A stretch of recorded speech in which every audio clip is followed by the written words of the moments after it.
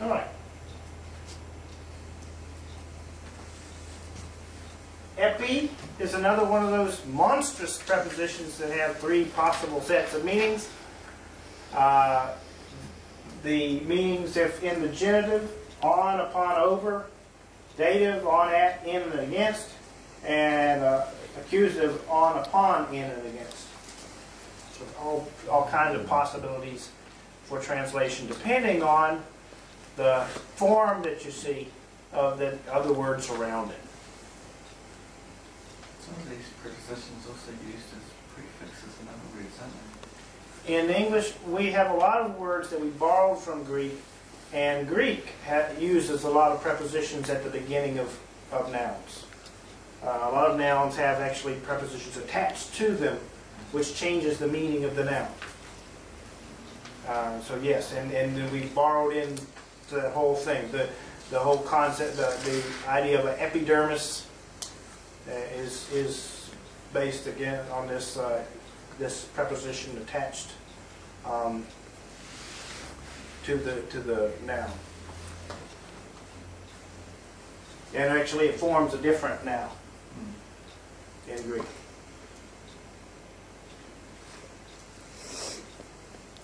Epi, an example of epi being used, Luke 12:53,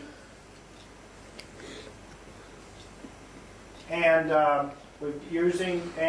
we've got the dative here, dative form of son huios, okay?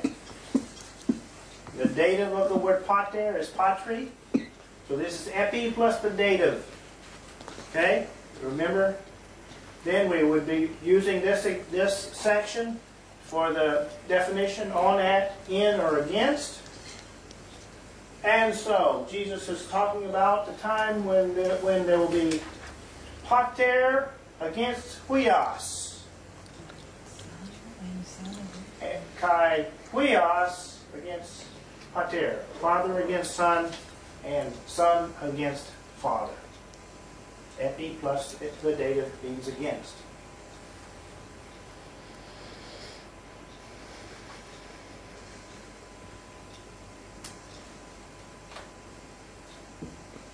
Okay, and these are just some examples. The final example and final preposition we'll talk about today is para. Para in the genitive can be translated from, of, or with. In the dative, with or in the presence of, and the accusative, beside, by, or at.